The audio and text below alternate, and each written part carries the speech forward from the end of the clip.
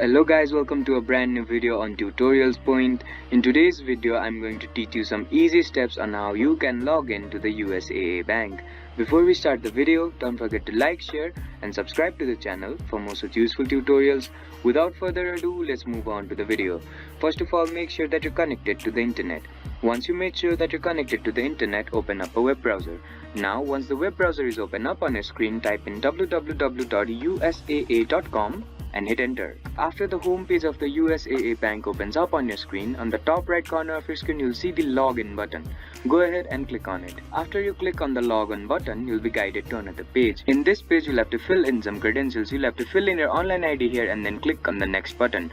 Once you click on the next button and if you have filled in this online ID correctly, you'll be guided to another page which will help you to log in to the USAA bank. I hope this video helped you to log into the USAA bank. Don't forget to like, share and subscribe to the channel for more such useful tutorials. Thank you for watching.